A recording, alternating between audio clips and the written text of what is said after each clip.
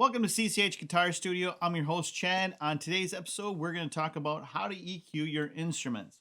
We'll talk about drums, bass, and guitar for now. In the description, there will be a link to an EQ cheat sheet, which will give you the basics and a starting point on how to EQ. Have you ever gone to a forum and asked the question, hey, does anybody have EQ settings I can use so that I can EQ my guitar or my drums or bass? And the response you get out of that is, why don't you do the work? Well, they're not wrong. The thing is that when you EQ an instrument, it's going to be based on your ears. It's going to be based on the instrument that you're actually working on. Your guitar is going to be totally different from somebody else's guitar. So they could have put it in a nicer way, but that's kind of what you have to do. You have to do the work. So let me help you get started with EQing. That way you're going to have a better understanding. The first thing though is get used to the speakers that you're going to be listening to, whether it's speakers or your headphones. The thing is, you need to know what they actually sound like on a professionally recorded song. That way you know if it's too bassy or if it's too bright. You're going to need to know that because you have to figure out what you can boost and what you're going to have to take away in your own songs. And if you put too much bass end in it because your headphones don't have a lot of bass, you take it outside and you hear a lot of booming. So just get used to your whatever you're listening to, get used to that sound. The other thing though is if you're going to be listening to on a laptop, don't listen through speakers on a laptop. They're terrible. So try to use headphones. I've even gotten by with even some earbuds. So just make sure you're not listening through the speakers of the laptop. So now let's get ready and we'll head over to the computer and we'll get started. All right, we got a song loaded up here that we're going to work with. Now, the first thing I want to work with is the drums. Now, I used Cakewalk Drummer.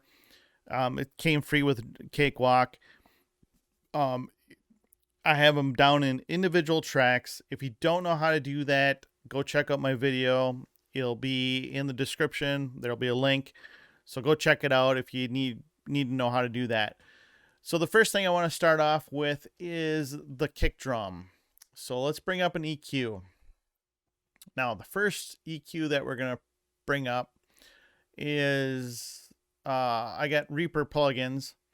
I have the Reaper plugin suite. There are a lot of different EQs out there. If you don't have this one or if you have some other one, Cakewalk even has one. They're pretty much all the same. So the stuff that I'm going to talk to you about, you can pretty much go off of what this is doing. So you shouldn't have any issues. So let's talk about what this EQ does. Now, the first thing is it's going to show you your frequencies. Now that's going to range anywhere from 20 all the way up to 24K. So what we want to do is we want to find out what frequencies are going to bring out that instrument and what bad frequencies that instrument has that we don't want. So that's what we're going to end up doing. And then you have a gain, which basically it's going to either raise up the frequencies or it's going to cut the frequencies.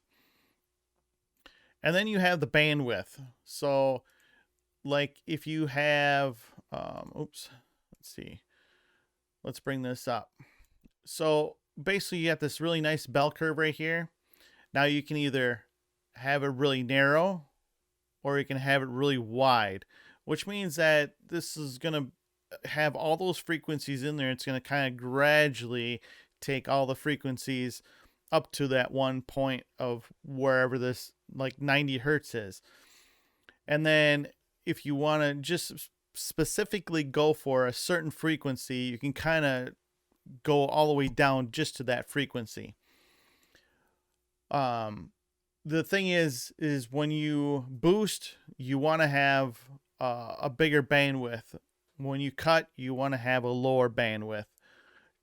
That's just because you don't want to take out a whole lot of frequencies. You just want to take out the annoying stuff. So let's start to EQ this kick drum. Now, the first thing we want to do is we want to take out any frequencies that are like the rumble and stuff. It's just going to it's gonna muddy up your mix. It's gonna give it noise and stuff. It's not gonna sound clean. So what we want to do is we just want to get rid of all that muddiness or the boominess and stuff. So let's make this a high pass filter. Now the high pass filter, all it's going to do is going to take whatever frequency you're at. So if we're at 90, it's going to take everything from 90 and below and just cut everything. So you won't hear any of that. So what we want to do is we want to bring that probably down to about, let's go about 48. Because pretty much everything from 50 on down, you don't really hear, you feel it, but we don't want any of those frequencies. So let's just go with the 48. Now for the second band, what we want to do is we want to bring out the bottom end of it. So what we're going to do is we're going to play it, and then we'll hear what it sounds like. So this is what it sounds like without EQ.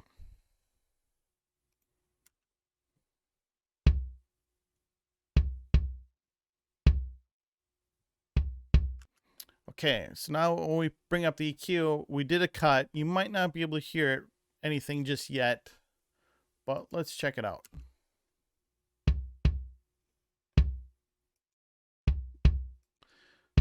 So you can kind of hear that it took out kind of that rumble. So we're starting to kind of shape the bass drum that we want. So what we're going to do is we're going to take this band right here, and we're going to find where that that bottom end is. So it's usually right around, I'd say 70 to about 100. That's kind of where I usually stay. So let's check this out. Let's just boost this here. Kind of bring this down a little bit. Now what we want to do is we kind of want to sweep through the frequencies to kind of hear where that bass drum is.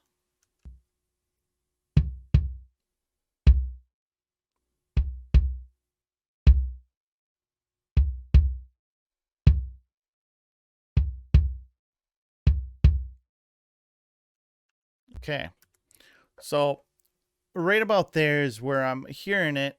It kind of brings us to the bottom end of it. But we'll bring this down a little bit. We don't want to boost a whole lot.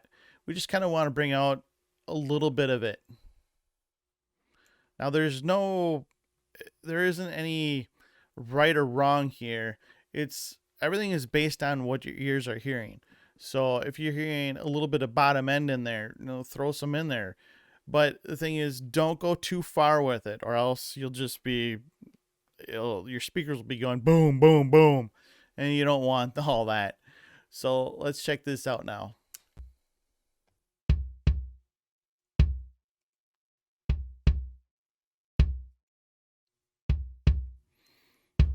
Okay, now you brought the little bit of the bottom end out.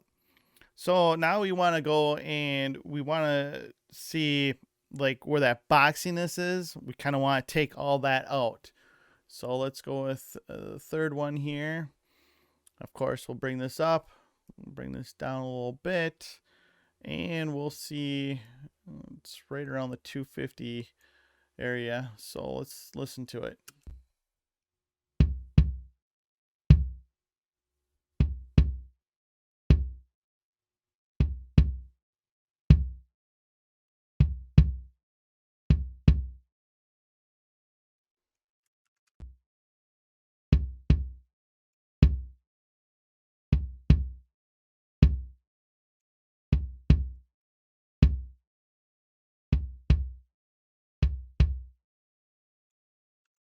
Okay, so we kind of cut that one right there because we want to get rid of that boxiness. We just want the thump of the bass. We just want that bottom end.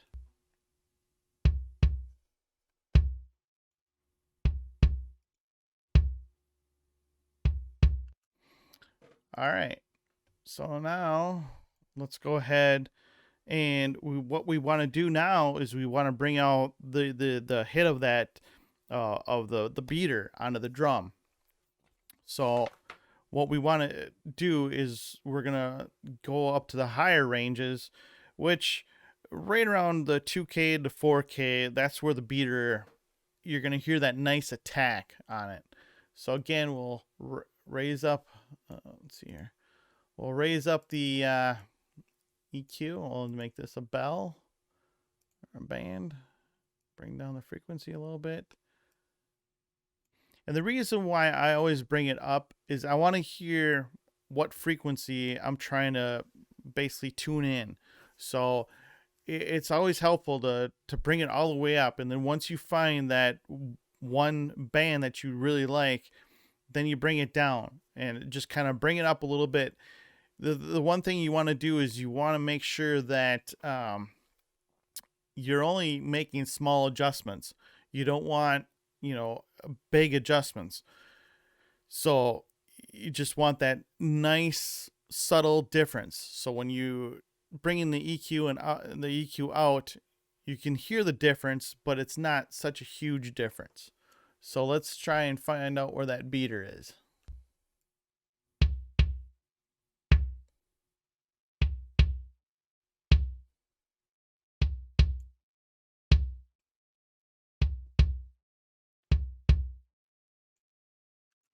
Okay, that's kind of where the beater part is. That's where I'm hearing it. Now it's a little above the 4K, as when I told you, but that's fine. It's all based on your ears. The guide that you can download in the links. Um, it's just a guide. That's all it is. It's just gonna help you kind of. It's going to be a starting point for you. All right. Another thing we can end up doing would be take out the all the highs on it, and what that would be is a low pass filter. So it's just like the high pass filter, except this way the high pass filter is actually takes everything from what I got right here, which has that 13K and on up. So take out all those frequencies. And if we kind of sweep through the frequencies, this is kind of what it's going to sound like.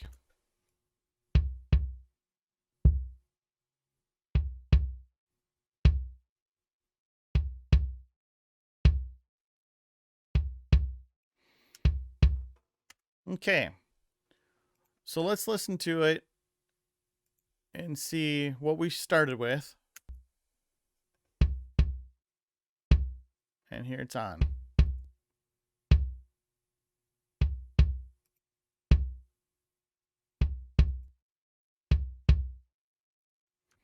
All right, you can already notice a difference in what the kick sounds like. So, like I said, when you play around with the EQ, it's all about what your ears are hearing and what frequencies you should be dialing in. And it's always going to be specific to that instrument. Now, the thing is, with a kick drum, your bass guitar is also going to have a lot of these different frequencies, especially down here. So what we want to do is we want to make sure that our kick, we're about 90 hertz. So the bass guitar is going to be right around that area. So we don't want to have both of them at 90 hertz. So we kind of want to notch out a little bit of an area where that where the bass guitar is going to end up sitting. So now let's try out and do the bass guitar real quick. Again, we'll pull up an EQ.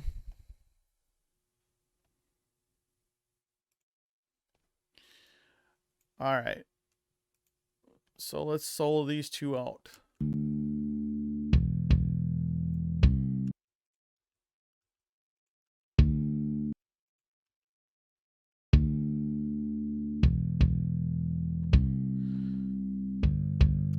Okay, so right now we don't have anything EQ'd. Now, again, we're going to use a high pass filter. And we're going to get rid of anything below the 40 hertz or the 50 hertz. About there. I'll go a little bit lower, I guess. I'll go about 48 again.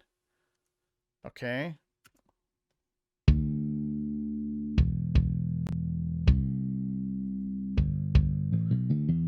Now, as you can see right here, this is kind of where everything is going to end up being. So let's see what we can do by bringing this up now.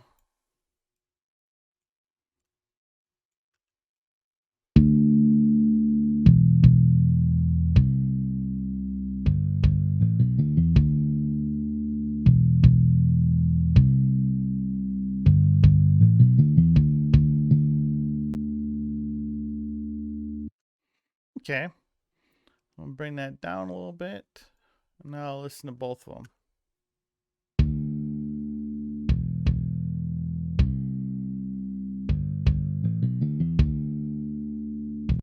Okay, now the other thing we want to do is we want to take out that boxiness again. So I don't want that boxiness in there. So let's go, it'll be about 250 to 500.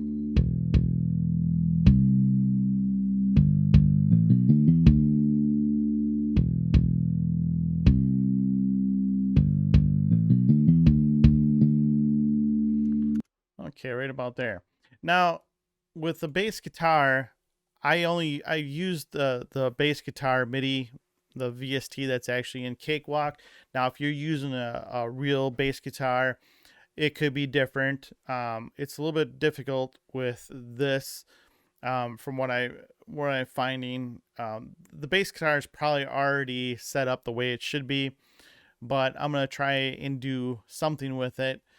But I think by taking this out, bring that down, that should help out.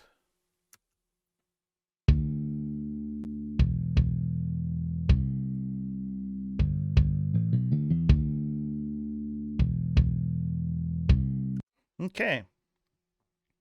So now what we want to do is we want to bring out that, like, where, you know, the pick would be, you know, so you can actually hear the strings a little bit.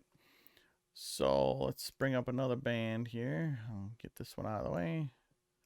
Take the 4, make this a band. Now the pick that you're gonna hear, where you're gonna hear the string noise, it's usually right around 2,000 to 5,000 or 2K to 5K. So let's see if we can maybe enhance that a little bit.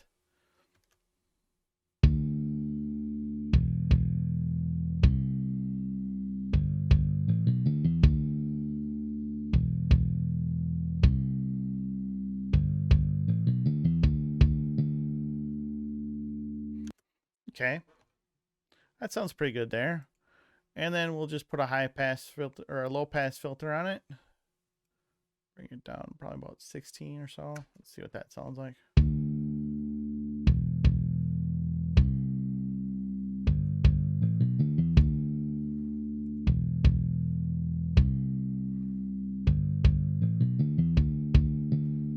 All right.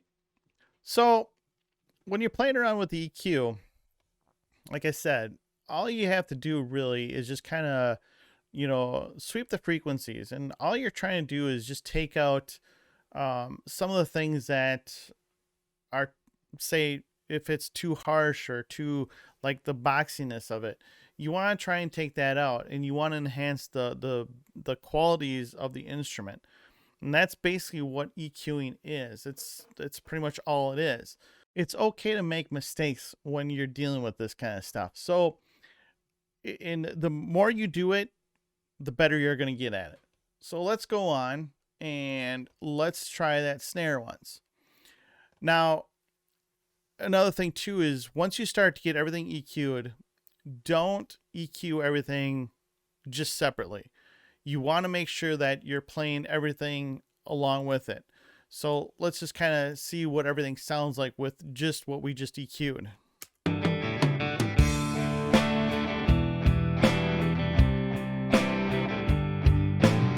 Now you can hear that the bass and the kick and the bass are coming out a little bit better. Here's what it without it.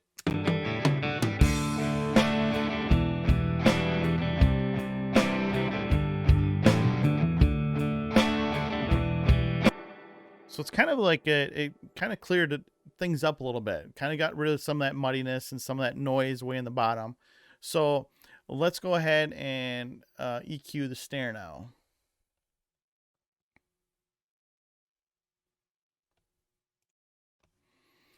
All right, the snare now, we don't really need anything probably below, say, 100 or so. That's not where the snare is. The snare is more of the higher, a little bit higher up. Um, right around the, like, maybe around the 120 to maybe 200, somewhere around there. That's where the body of that snare is, and that's kind of what we want to enhance. So let's see what we can do with that. So we're gonna give it a high pass filter again, and we're gonna come up a little bit more. Let's go maybe around 125, 120, somewhere around there. I think that'll probably be all right. Let me just solo this out real quick.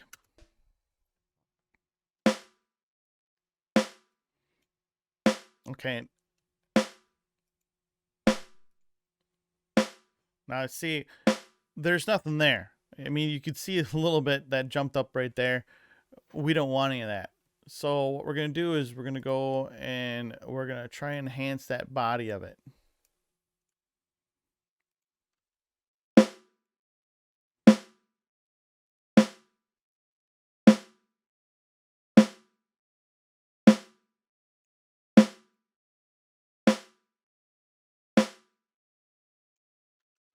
All right. I think that's good. Now what we want to do is we want to take out some of that harshness to it. So what we're going to do, it's that ringing, I guess, that hollow sound, I guess you could say. So we kind of want to take some of that out. So that's usually right around about 400 to 800. So let's see what we can do with that. And that should thicken up the snare a little bit.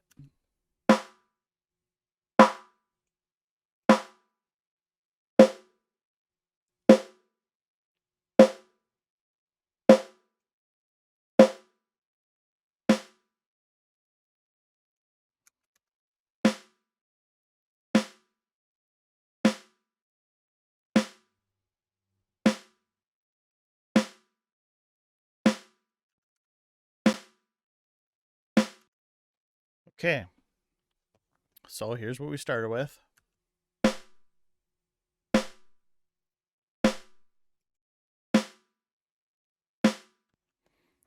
Now there's not much of a difference, but there's a little subtle difference. Let me see if we can do something a little bit more with this one.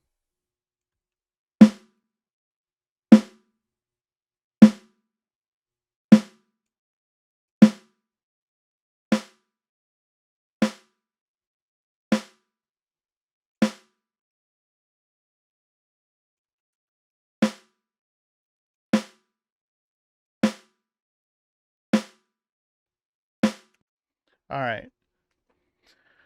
Now working with real drums might be a little bit different. Working with MIDI, you're always dealing with different sounds and stuff like that. So this isn't going to be perfect. It's just going to be what it is, I guess. So right now we have what we got right here. Now we'll kind of bring in like the snare wires, where the snare wires would be.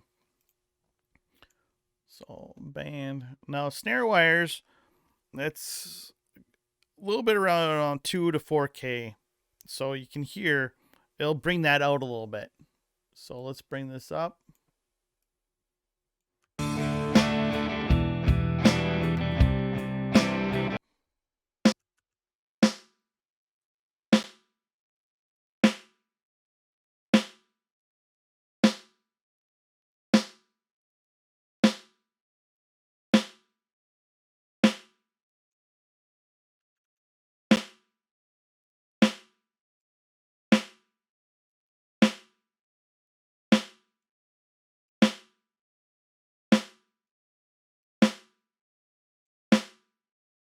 Okay, I think that sounds good right there. So let's see what it actually sounds like.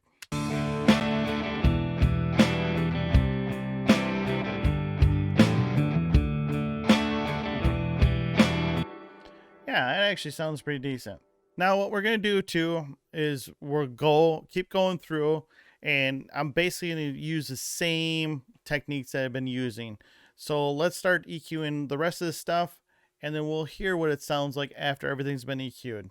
All right, now that I got everything EQ'd, let's turn off all the EQs, and we will see what we started with.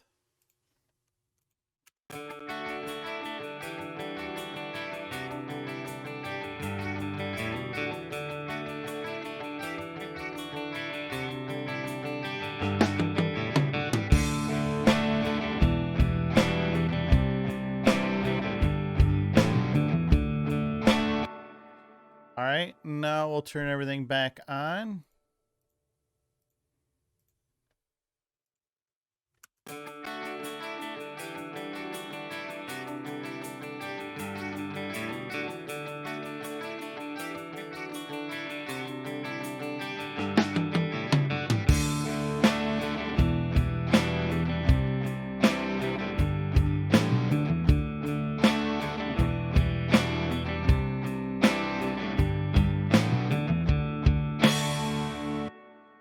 All right. Now, you should have heard a difference. I mean, it cleaned it up a little bit, got rid of the muddiness, and you're actually hear each instrument the way it should be played.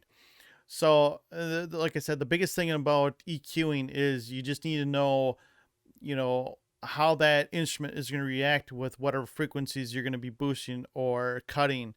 And like I said, you have to get rid of the stuff that you don't like and boost the stuff that you do like. But use just small increments and stuff. Don't go huge here or there. Now, in some cases, you might have to do that. But the key to all this stuff is remembering to, when you record, try to record the best sound that you possibly can get without EQing anything. So if it sounds good when you lay it down, it's going to sound good when you hear it. So the only thing that the EQ is going to do is it's going to enhance it. Now, as you heard, we took a song that sounded decent and we made it sound even better. That's the power of EQ.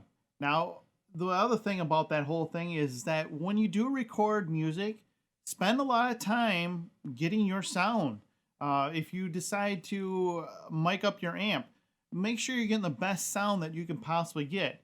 So you want to listen to it without any EQ, and if it sounds good without the EQ, what you're going to end up doing is you're going to put an EQ on it, and you can make it even sound better. So just make sure when you record, you're recording the best thing that you can possibly record.